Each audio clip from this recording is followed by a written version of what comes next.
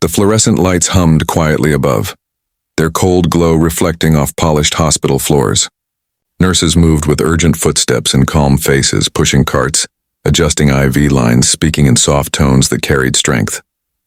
In room 314, Emma Hayes lay in a hospital bed, clutching her swollen belly as a wave of pain rolled through her. She was only 7 months pregnant, too early for the contractions that had jolted her awake at dawn. Her knuckles turned white as she gripped the bed rail, eyes squeezed shut, breath trembling. She tried to stay calm for the baby, but fear crawled up her spine. Was this too soon? Would her little girl and the daughter she'd dreamed of be okay? Emma brushed away tears. She had endured heartbreak before, but this was different. This life kicking inside her was hope. The hope she clung to every single day she woke up alone. Her husband, Mark, had been gone more than he was home. Work, he'd always said. Business trips, deadlines, important meetings. Emma once believed every excuse because love makes hearts blind. Love makes hearts foolish. And love, she was learning, could burn everything you are to ashes before you even noticed the flame. Her phone buzzed. The screen lit with a name she hated seeing, Natalie. Emma stared at it like it was poisonous. She didn't want more stress, not now, not while a tiny heartbeat inside her fought for every moment. But curiosity, or maybe dread, tugged at her. She opened the message anyway. Where is he? He's not answering. You don't deserve him. You never did. The word slammed into her like a fist. She inhaled sharply, chest trembling, and set the phone aside. This wasn't the time. She had to focus on breathing, on counting, on staying calm. But each contraction brought not just pain, it brought memories. The whispered phone calls late at night. The sudden distance. The perfume that wasn't hers. The growing suspicion that the love she had been building her life on was never real. She'd confronted Mark 3 weeks ago. He looked away, jaw locked. It just happened, he'd said. It didn't mean anything. Lies. Maybe he told himself that too, to sleep at night. Pain stabbed again, sharper this time. Emma cried out, and within seconds a nurse rushed in, kind eyes scanning her face. We're right here with you, she promised, adjusting monitors. It looks like early labor. We're going to do everything we can to keep your baby safe. Emma nodded, breath shaking. Safe. All she wanted was for her little girl to be safe. She had already picked out her name, Grace, because Emma believed that even after betrayal, even after being brought to your knees, life could offer redemption. Grace. A second chance. A reason to stay gentle even when the world tried to make you hard. An hour passed. Monitors beeped steadily. Emma's mother was on a flight from Chicago and wouldn't arrive until evening. A doctor discussed medication to slow labor. Hope flickered. Maybe they could buy enough time. Then the door flew open. Natalie, Mark's voice snapped behind her, but it was too late. The woman storming into the room was a hurricane wrapped in a designer dress. Tall, perfect hair, rage burning in her eyes. Where is he? She spat, scanning the room as if Emma were invisible. He won't talk to me. I need to talk to him. Mark rushed in behind her, disheveled, anxious, guilt written all over him. You can't be here, he hissed, grabbing her arm. This is a hospital. Natalie ripped her hand away. Don't touch me like I'm the one who ruined something. You said you loved me. You told me you were leaving her. Emma stared at them, heart hammering against her ribs. The contraction monitor spiked. Nurses hurried over. You need to step out, one insisted. But Natalie wasn't listening. She turned to Emma, venom dripping from every word. You trapped him. Got pregnant so he wouldn't leave, right? A pathetic move from a pathetic wife. She stepped closer, pointing a trembling finger. He doesn't love you. He never did. Emma's throat closed. She wanted to scream, to throw things, to beg Mark to defend her. But she could barely breathe. Natalie, stop. Mark snapped. Why? She needs to hear the truth, Natalie said. And then she shoved Emma's shoulder. Emma gasped. Her hand flew instinctively to protect her belly as she teetered on the edge of the bed. Pain ripped through her abdomen, fierce and sudden. A warning shot of terror. Nurses shouted. One grabbed Natalie, pulling her back. Another steadied Emma, who cried out in agony. The room spiraled. Machines beeped wildly. Someone called for security. Someone else paged the doctor. Panic swarmed everywhere. And Mark, the man who had vowed to love her, stood frozen, useless. watching the woman he cheated with implode everything. Then everything went dark. Emma woke up to softer lights. A slow beeping. The air smelled sterile and cold. Her hands felt heavy, IV lines taped to her skin. She blinked, trying to piece together what happened. The memory crashed back, the shove, the pain, the fear. Her stomach tightened. "The baby," she whispered, voice hoarse. "Is she okay?" A nurse appeared, offering a gentle smile. "Your daughter is holding on. We gave you medication to stop the contractions. She's a fighter." Tears welled in Emma's eyes. Relief, fragile but real, washed over her. Then she remembered everything else. Mark. Natalie. The words that cut deeper than knives. She looked toward the doorway, empty. "He left?" Her voice cracked. The nurse hesitated. "He stepped out with someone from security." Emma swallowed the lump in her throat. Of course he did. Hours blurred by. Emma stared at the wall, wondering how love could turn to something so cruel. Why was her baby destined to start life in chaos? What kind of mother could she be if she couldn't protect her? The door creaked open. Emma tensed, expecting Mark, expecting another war. But it wasn't him. A tall man with silver hair and deep brown skin stepped inside. He wore a tailored suit, but his expression carried warmth instead of arrogance. His eyes, sharp and observant, softened when they landed on Emma. "May I?" he asked gently, gesturing to the seat beside her bed. Emma blinked in confusion. Who are you?" He sat down slowly.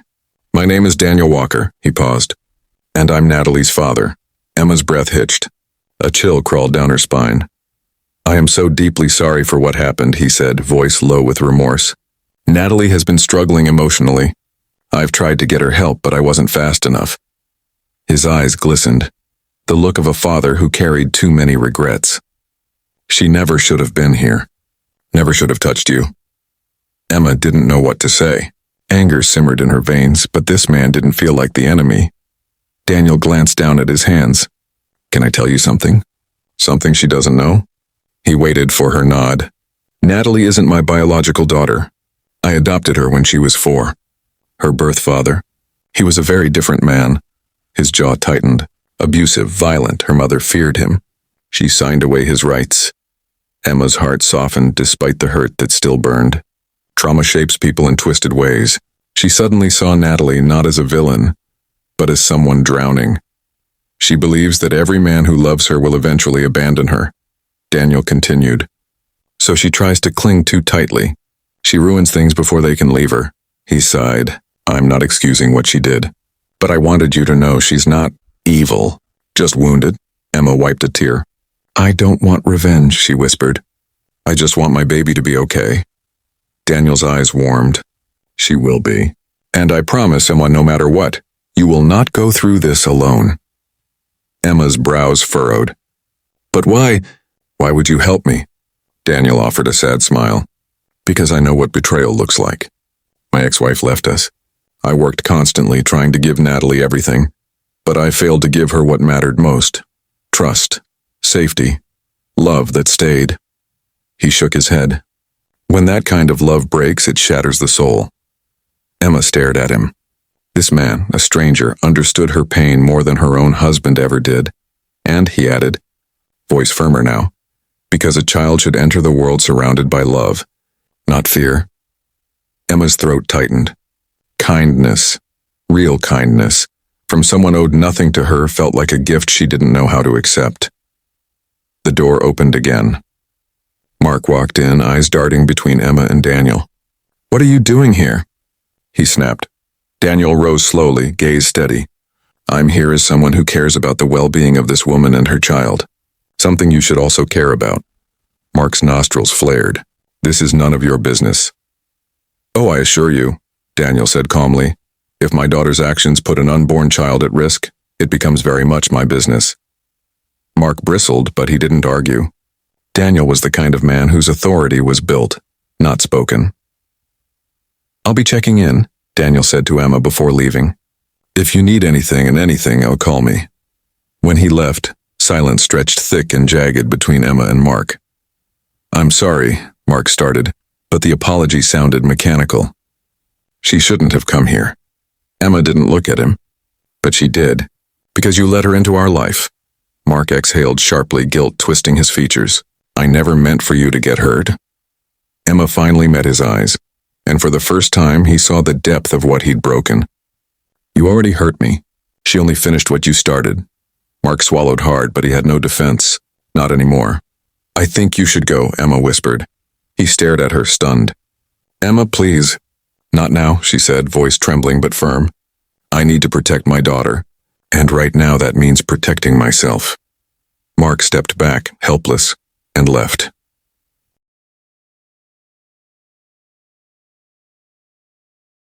Over the next 2 days, Emma fought for calm. Nurses monitored her continuously. The contractions slowed, but the danger wasn't gone. Every moment felt like balancing on the edge of a cliff. Emma's mother finally arrived, hugging her with the strength of 2 lifetimes. He doesn't deserve you, she murmured, holding Emma's hand. But your daughter. She will bring you every joy you've been denied. Emma wanted to believe that. On the 3rd day, a knock sounded. Daniel stepped in, carrying a small stuffed giraffe with a pastel bow. For Grace, he said shyly. Emma chuckled softly. I didn't tell you her name. You didn't have to, he replied with a gentle smile. You look at your belly with Grace. You speak to her with Grace. I assumed that's what you'd give her. Emotion surged in Emma's chest. Thank you, she managed, hugging the toy to her heart. So, Daniel said, settling into the chair, I want to help you. Not out of pity. Out of respect. Because you deserve a life where you are cherished, not tolerated. Emma frowned. Help me how? Daniel hesitated. I run a foundation that supports women facing difficult pregnancies. Usually we provide financial and counseling services. But I'd like to do more for you, if you'll allow it. Emma felt overwhelmed. Why me? Because courage should never go unnoticed, he said simply. Tears spilled freely now. I don't know what to say. He reached out, not touching, just holding space. You don't have to say anything today. Just know, you and your daughter are not alone. Weeks passed. Emma remained in the hospital to prevent early labor. Daniel visited daily. Sometimes with flowers, sometimes with books, sometimes just to talk. He never asked for anything in return. He was simply there. Solid, supportive, kind. Mark showed up occasionally, full of apologies and promises. Emma listened, but her heart remained guarded. Trust could not be rebuilt by desperate words alone. Natalie, under court order, began therapy at an inpatient clinic. Daniel kept Emma updated without defending his daughter's behavior, just acknowledging her healing journey. Slowly, Emma found pieces of peace again. Then one quiet evening when the sky outside turned amber, Emma woke to a familiar wave of pain, intense this time, rhythmic and unstoppable. The nurses rushed in. It's time, one said softly, squeezing her hand. Emma nodded, fear and excitement colliding in her chest. Daniel arrived moments later, breathless, suit jacket askew. Is everything okay? She's coming, Emma whispered, sweat dotting her forehead. Daniel stood beside her, offering his hand. If you want someone with you, I'm here. Emma squeezed his fingers. Please. Don't leave. He didn't. Hours passed. Screams, tears, hope, darkness, light. The battle between life and fear raged, and Emma fought with every ounce of love she had. Then, at 3:14 a.m., a tiny cry split the world open. Emma sobbed, overwhelmed, shaking, as her daughter was placed on her chest. Warm, fragile, perfect. Grace. Daniel brushed away tears of his own. She's beautiful, he whispered, voice thick with awe. Just like her mother. Emma pressed her lips to her daughter's forehead. Welcome to the world, Grace, she breathed. You are loved. So loved. 3 months later, Emma sat on a bench outside the hospital, watching the sunrise paint the sky. Grace slept peacefully in her stroller. Emma felt tired, but not shattered anymore. Her life wasn't what she'd imagined, but unexpectedly it was fuller. Mark had moved into his own apartment. They were working through counseling, not to save a marriage, but to co-parent with dignity. He was trying. Emma prayed he would keep trying for Grace's sake. Natalie continued treatment. Daniel reported she was making progress, fragile but real. Emma hoped one day she could forgive, not for Natalie's sake, but for her own peace. But the most surprising twist in Emma's life wasn't Mark, nor Natalie, nor even the miracle of Grace's survival. It was Daniel. He showed up one afternoon with paperwork, offering Emma a job with flexible hours and full benefits, so she could care for Grace without fear. "Why are you doing so much for us?" Emma asked, overwhelmed again. Daniel smiled softly. "Because kindness is the only legacy worth leaving behind. And because your daughter deserves a life built on love, not heartbreak." Emma felt something shift inside her, something warm and unfamiliar. Hope. Real hope. She looked at Grace, at the tiny fingers curled in dreams, and she realized something powerful. What breaks us isn't the end, sometimes. It's the beginning. Emma stood, taking Daniel's hand. "Walk with us?" He nodded, and the three of them stepped forward into the morning light, leaving shadows behind. And as the first rays of sun kissed Grace's cheek, Emma felt certain. Life had given her the family she needed, even if it wasn't the family she expected. Because love, true love, doesn't always come from where you started. Sometimes it finds you, right when you think you've lost everything, and when it does, you learn that healing is possible, that forgiveness is freeing, that beginnings are often disguised as endings, and that grace, the kind that saves you, can sometimes arrive early, but always right on time.